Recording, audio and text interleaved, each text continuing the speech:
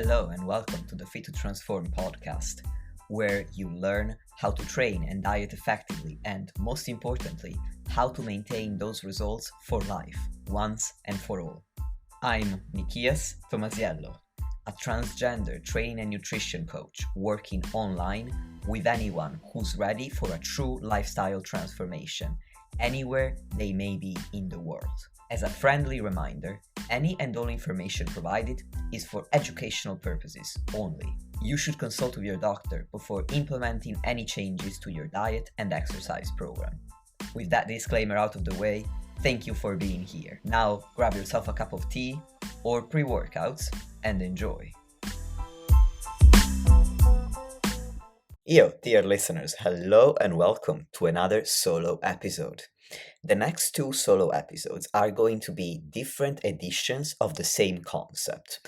Today I'm going to record an overrated versus underrated fat loss edition, and the next solo episode will be an overrated versus underrated bulk edition. And without further ado, let's get straight into this fat loss edition then. What I'm going to do is I am going to go through several aspects that can all potentially contribute to fat loss, and I'm going to tell you whether I think they are overrated, underrated, properly rated, and why. And the first one is cardio, which in my opinion is overrated. But before I get into why, I want to make the clarification that when I rate these variables, the only goal I have in mind is fat loss. Because, for instance, of course cardio is important for health, but here I am talking specifically about variables that are overrated, underrated, or properly rated for the sole purpose of generating a calorie deficit and therefore helping you lose body fat. And cardio, in my view, is overrated. It is a helpful way to increase your energy expenditure. So as a result, it can contribute to a calorie deficit, but it's unnecessary for fat loss. Not only that, but it also has a much smaller impact on your overall fat loss outcomes than your caloric intake. There are two main reasons for this. The first reason is that we don't have tools to estimate our caloric expenditure that are as reliable as our ability to estimate our caloric intake by estimating the calories in the food that we eat. So even though we have plenty of commercial devices like a Fitbit or another wearable device or a machine at the gym telling us you are burning this many calories in this cardio session or this many calories in a day, all of these devices tend to be very, very inaccurate, which is why I don't typically use them with my clients. I don't ask my clients, can you report how many calories you burned on the cross trainer today, or how many calories Fitbit said that you burned across the day.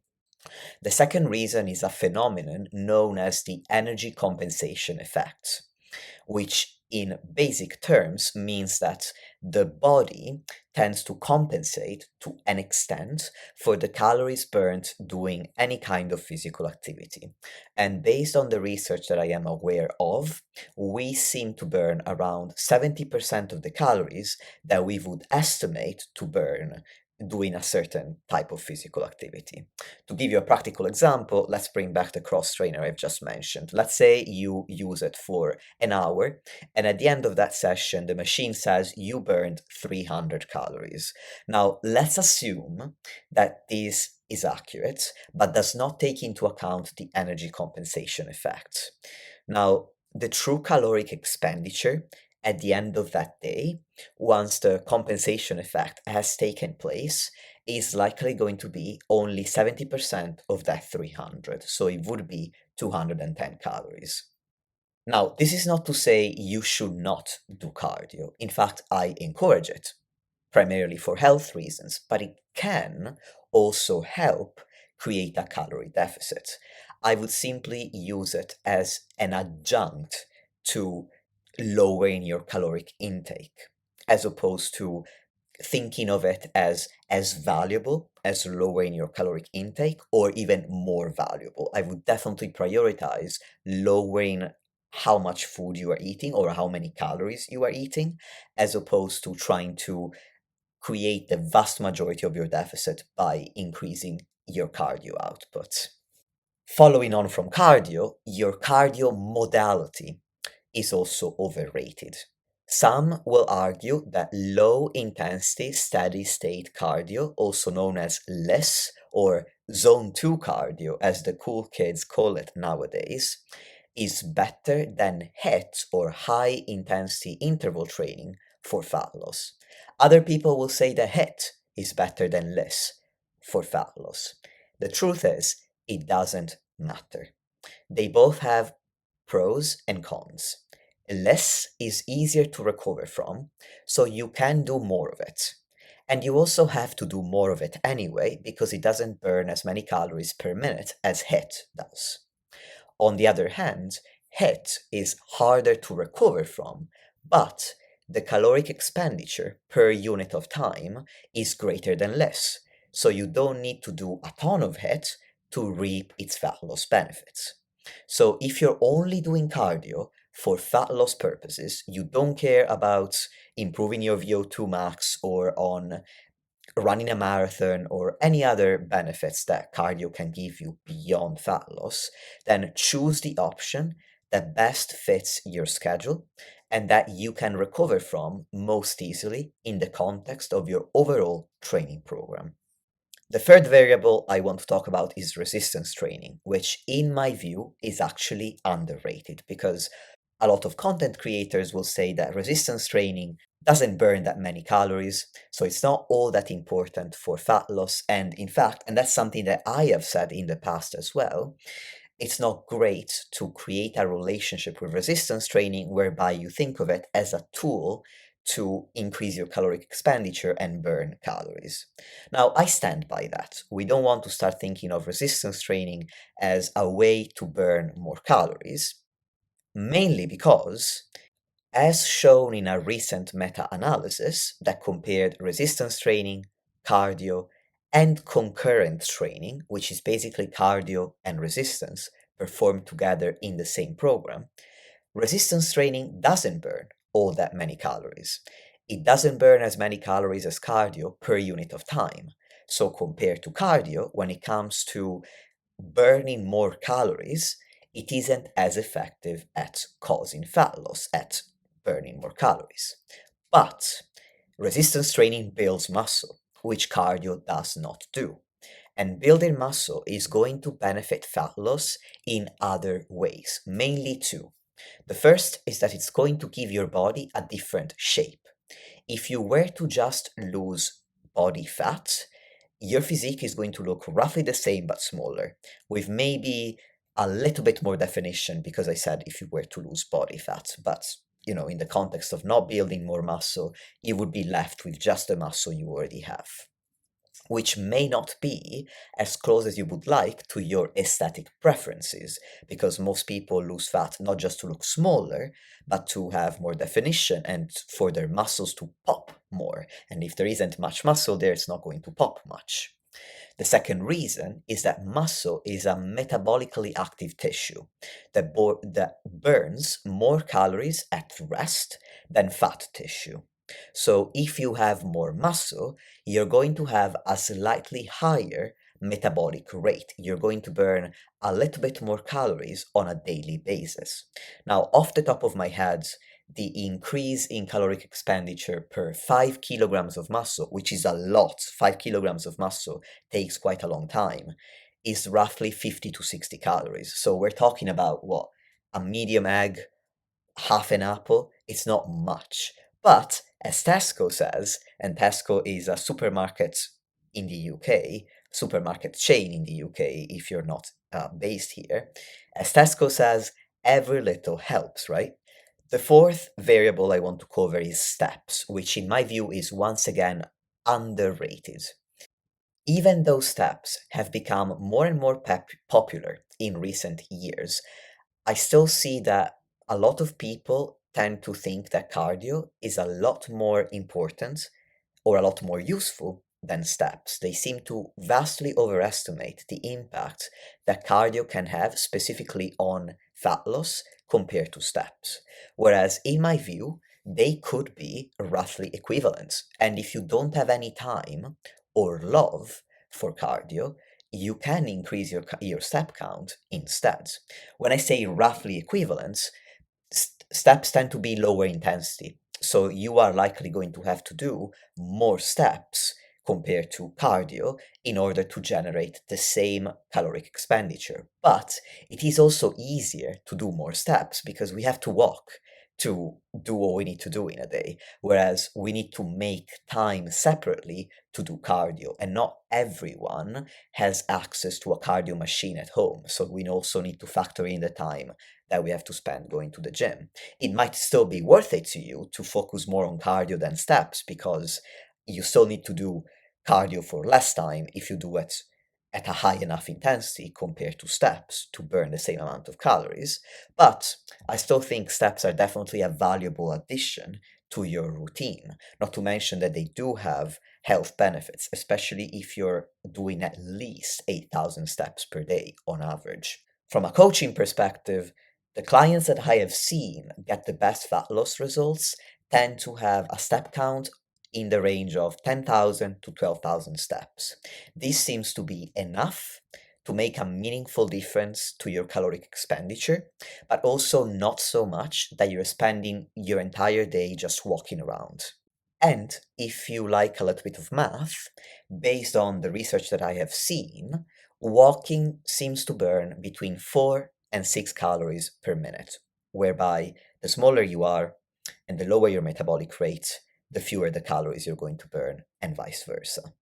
So if I assume 5 calories per minute, 5 being the median value between 4 and 6, 2,000 steps, which is roughly for the average person 20 minutes of walking, would equal 700 calories burned in a week. So by increasing your steps by 2,000 per day, you would burn roughly 100 calories extra. This is if you wanted a mathematical heuristic to work out whether increasing your steps to generate more fat loss may be more worth it to you than doing more cardio. This caloric burn may change with the energy compensation effect and with metabolic adaptation. As you know by now, because I've recorded so many episodes on this, metabolic adaptation occurs as you lose fat and as a result of being in a calorie deficit for a long time, in addition to having a smaller and smaller body weight, whereby the body becomes more efficient at burning calories. So even doing the same exact amount of activity, at the end of a diet, you're going to burn fewer calories from that activity than at the start of the diet. So this is a starting heuristics, but it is going to change as you continue going through your deficits. The fifth variable I am going to cover is mindset. And I am sure nobody, absolutely nobody, will be surprised that I think that this is underrated. At least if you've listened to this podcast before. If you haven't, welcome to the show. Now you know that I think that mindset is vastly underrated when it comes to any fitness endeavor. When it comes to fat loss, most people focus on what they need to do in order to lose fat. How many calories to eat, how many resistance training sessions to do, how much cardio, how many steps. But successful fat loss, in my view, after coaching clients since 2019, it's been 6 years now, successful fat loss starts with the way you think about it. And if you want to make the next fat loss diet you do your most successful one yet, go beyond calories, macros, lifting weights, cardio, and steps, and work on overcoming the following.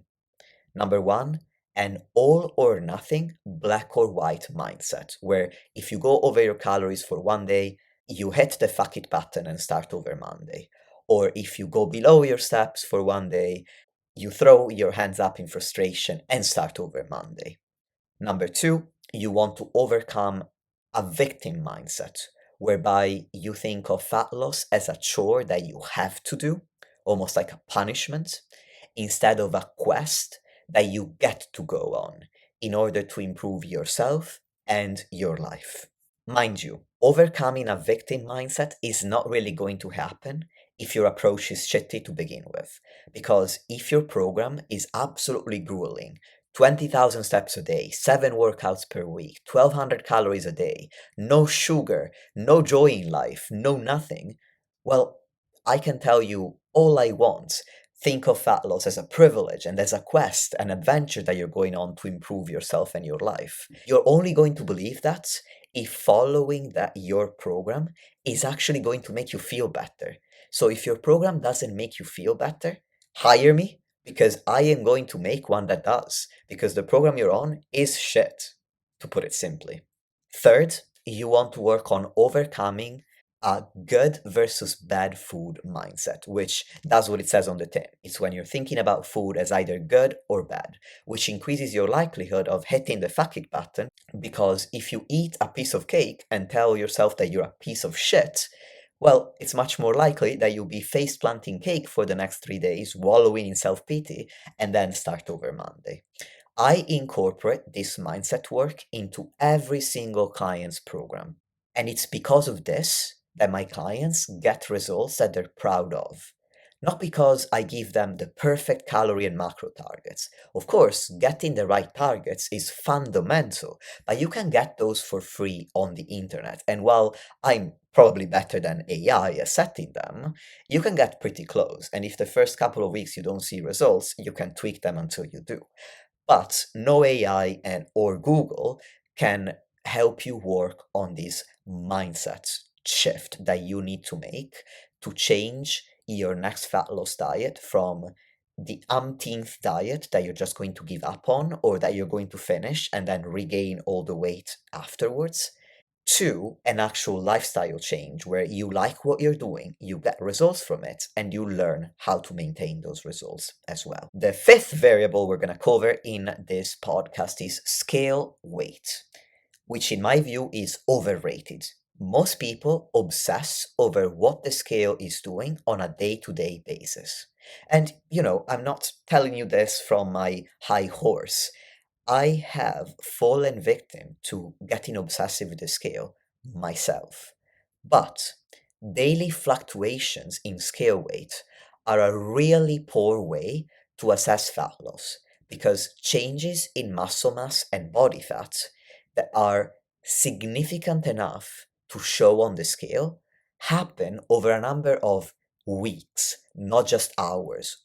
As far as I know, our scales are not precise enough to pick up on the tiny changes in muscle mass and body fat that can happen over a number of hours from one day to the next. Day to day, the changes in body weight that you're going to see on the scale mainly happen due to water weight fluctuations, which can in turn be caused by a number of factors, such as eating more or less fiber, more or less sodium, having higher or lower cortisol levels from day to day, having a hard training session or an easier training session or no sessions at all, or certain phases in your menstrual cycle. In addition to these water related fluctuations, your bowel movements can affect the next day's weigh in as well. Because if you're a little bit constipated, you're going to have more gut residue, which is food in your gut, which is why your scale might be higher even though you were absolutely on point with your calorie deficit. In my view, scale weight is useful, but only when you're assessing body weight trends over time, which is why I recommend all my clients to weigh themselves 2 to 7 days a week so that we can work out a weekly average. I also don't always compare weekly averages every single week because fat loss is not linear and sometimes it can take a couple of weeks for a drop in body fat to show on the scale. This is especially true if you have a menstrual cycle because your scale weight could change simply because you're entering PMS or shifting from PMS into the actual period when you're bleeding. So, if you do have a menstrual cycle, you're going to have to be even a little bit more patient, most likely, than people that don't have one. And if you want to learn how to interpret your scale weight so that you know when and how to tweak your diet and training program to prevent and bust plateaus, I recorded a podcast episode on this. And that was episode 30, how to use the scale as a tool for fat loss and muscle gain. So I'm going to be completely honest with you, dear listeners. I lost count of where we're at, and I think I said that scale weight was the fifth variable. I think it's actually number six. I don't know. I'm just going to move on and talk about the next variable, which is your caloric intake. And in my view, this is also overrated because most people focus too much on hitting their calorie target on the nose every single day. The problem is, you don't lose or put on significant fats in a 24-hour time period. So, focusing so much on your daily calorie target holds you back in two ways. Number one, you beat yourself up if you go over calories for one day, when in reality, you could achieve your daily calorie target as an average across the week.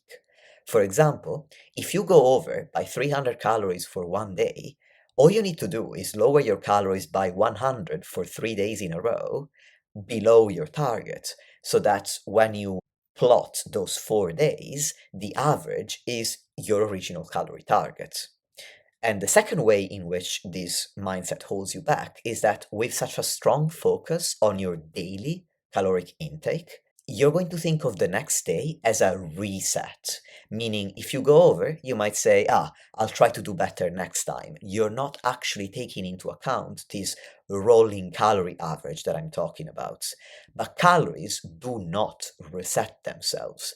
Their effect accumulates and shows up over time. So if you're not accounting for fluctuations in your daily intake, your week can end up looking something like on Monday, you're on target. On Tuesday, you go over by 300 calories. On Wednesday, you go over by 100 calories. On Thursday, you're on target. On Friday, you're on target. On Saturday, you're 200 calories over. On Sunday, you're 100 calories under. Now, in this example, you're over by 600 calories for the week, which is almost 100 calories per day. This is going to slow down your fat loss rate. And in extreme cases, if you go to town with food and alcohol over the weekend, you could be hitting your maintenance calories or even a calorie surplus as an average across the week. But you're not going to realize it because you're only looking at your calories on a daily basis.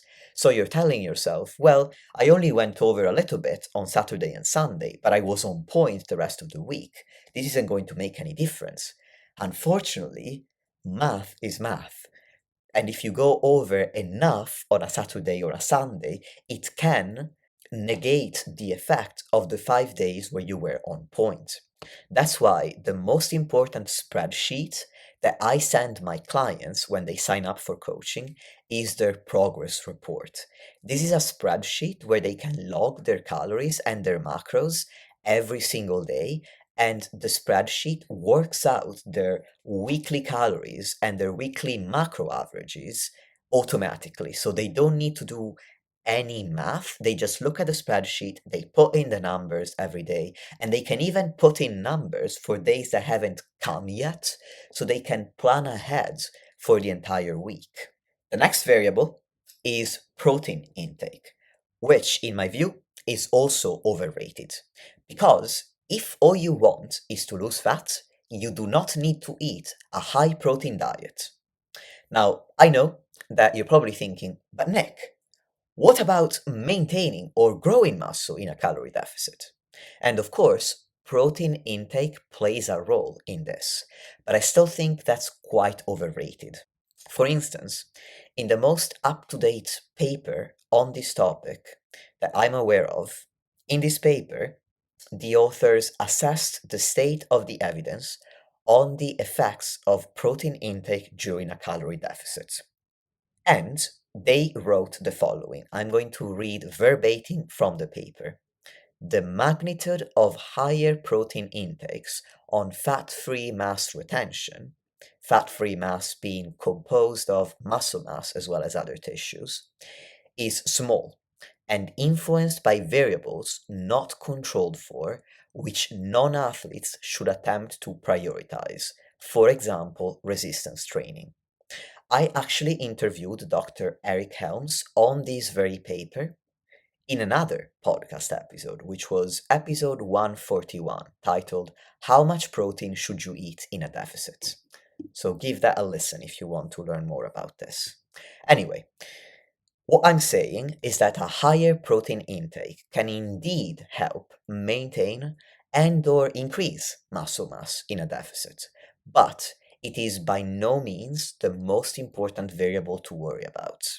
And in my view, a lot of people way overstate its importance. And this can be problematic because then people hyper focus on protein at the expense of two other variables that are much more important for muscle growth and fat loss. For muscle growth, being consistent with your resistance training program is a far bigger priority than protein intake because resistance training is the only direct stimulus for muscle growth that we know of. That's why you're likely going to at least maintain muscle by training consistently, even if your protein intake is slightly less than optimal, unless you're extremely lean because you're getting ready for a photo shoot or a bodybuilding show. But most people are not extremely lean. So the average person is going to get far better results in terms of at least maintaining muscle mass by focusing more on training, even if their protein wasn't always perfect. Whereas for fat loss, a higher protein intake can help you feel more full, which makes the diet easier. But you're not going to slap fat off of your body with a chicken leg. That's why when a client asks me, should I overshoot my calorie targets in order to hit my protein goal? My answer is always no.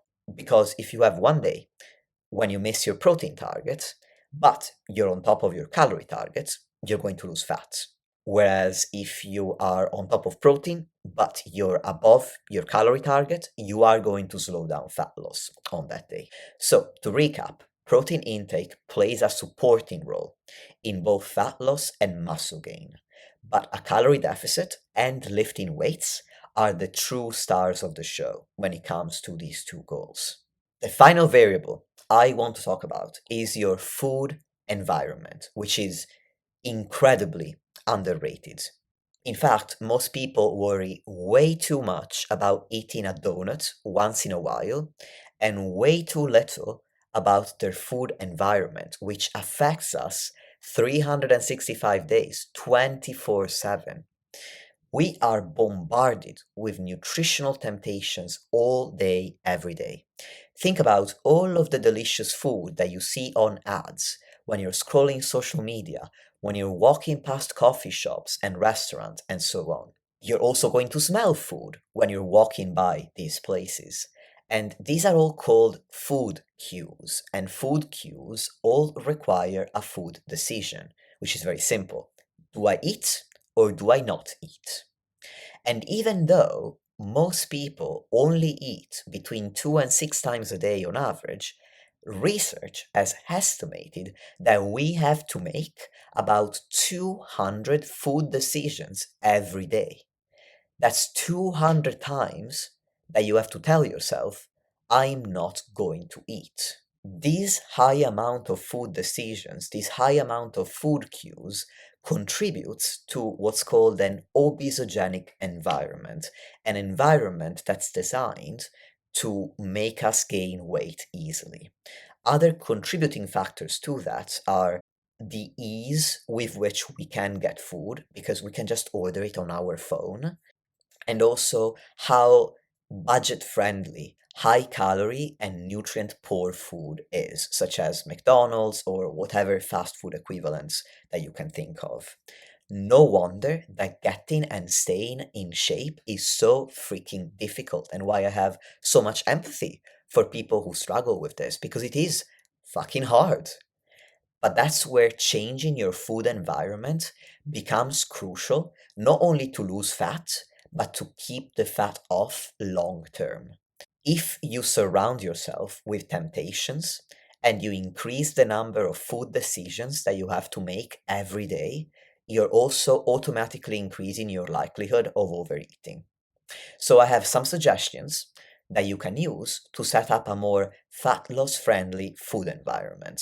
So in no particular order, you can put a bowl of fruit on your kitchen counter instead of other snack foods like chocolate truffles or candy. You can organize your cupboards and your fridge so that the health promoting food is in plain sight and the more highly palatable options are hidden in the back so you don't see them as often and you don't think of reaching for them. You can also purchase only single servings of highly palatable foods. So instead of grabbing a whole massive family sized bag of chips, you just buy a single serve and that's all you eat. You can also stop buying foods that you easily overeat on until you have a more balanced relationship with them, which can take time. I wouldn't recommend banning a food for the rest of your life, but if right now you know that if you have peanut butter in the house, that jar is gone in under 24 hours, it's fine not to buy it until you've worked on your relationship with food and you know that you can just have a spoonful and then let the jar be. Next, you can talk to your manager or whoever deals with this in your office and suggest that you store fruit and protein bars as office snacks instead of the typical pastries and biscuits and cookies. And you can keep your own health promoting snacks in your car, in your bag, or in your backpack at all times. So you're not tempted by other choices if you get hungry when you're out and about and you're in a pinch and all you have available is some chocolate bars that take you over your calorie target. Or if your office co-workers are not inclined to change the food options, you can have your own snacks, and so you don't need to rely on the above mentioned cookies and biscuits. By manipulating your food environment, you can have a positive impact on all of your daily food decisions instead of beating yourself up for a single donut in isolation, which ultimately doesn't have as big of an impact. So, in summary, these are the main variables to prioritize for long term fat loss success. Mindset, caloric intake over time, not in a day. Regular resistance training, steps and or cardio as secondary to your caloric intake, and your food environment. And that's a wrap for today's episode, for this edition of Overrated versus Underrated. As I said, the next one will be all about bulking. Now, if you found this valuable, I would love it if you could rate the podcast, obviously give it 5 stars. If you have the time, a longer review would be incredible, but just a 5 star review really helps rank the podcast higher and reach more people. If you want to work with me, you know the drill by now. Just use the links in the show notes. There's a link to my website and a link to my application form. And there's a link to all other ways in which you can connect with me. My Instagram account, which is where I'm at all the time when it comes to social media content, and a link to subscribe to my newsletter, which I release every single Saturday with a detailed article on fat loss, muscle gain, training, nutrition, supplements, and so on. Thank you for listening today. This is a wrap for this episode, and I look forward to talking to you next time.